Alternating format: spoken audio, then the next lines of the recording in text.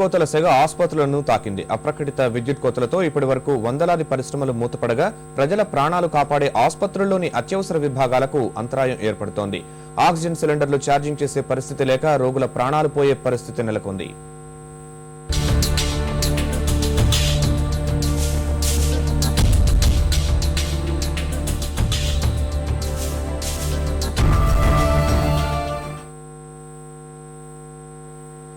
రాష్ట్ర వ్యాప్తంగా విద్యుత్ కోతలు కలవరపెడుతున్నాయి.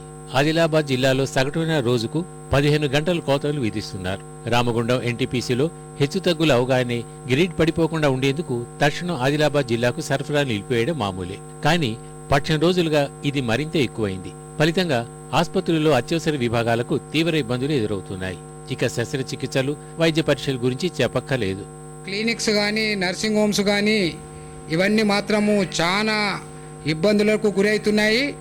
వెంటిలేటర్స్ కానీ, ఆపరేషన్ థియేటర్స్ కానీ, ఈ విధంగా సర్జరీస్, ఎమర్జెన్సీ సర్జరీస్ కూడా పోస్ట్పోవడం చేయడం జరుగుతున్నది. కాబట్టి ఈ యొక్క కరెంటుని మాత్రము సరిగ్గా ఎన్ని గంటలు ఇస్తారో అన్ని గంటలు మాత్రం ఖచ్చితంగా ఇవ్వవలసిందే. ఆసియాలో అతిపెద్ద బియ్యం పరిశ్రమగా విరాజిల్లుతున్న నల్గొండ జిల్లా మిర్యాలగూడెం రైస్ మిల్లులపైన విద్యుత్ సంక్షోభం పడింది. అధికారికంగా వారంలో 2 రోజులు, అనధికారికంగా మరో 2 రోజులు పరిశ్రమలకు సరఫరా నిలిపివేయడం వల్ల ఇప్పటికే 20 మిల్లులు మూతపడ్డాయి. మిల్లులు నడిచినా నడవకపోయినా నిర్వహణ వ్యయం 5 లక్షల రూపాయల వరకు వెచ్చించాల్సి వస్తుందని, విద్యుత్ సరఫరా కాకపోయినా కనీస ఛార్జీ నిమిత్తం నెలకు 1 లక్ష రూపాయలు కట్టాల్సిందే అని మిల్లుల యజమానులు వాపోతున్నారు. విద్యుత్ కోత విధించింది మాత్రం వారానికి 2 రోజులు మరియు రోజుకు 6 గంటల చొప్పున విధించినప్పటికీ దాన్ని అమలు చేయకుండా ఈ వారంలో చూసినట్టయితే ఒకే ఒక రోజు నడిచింది. ఈ 10 రోజులలో ఒక రోజు నడిచింది.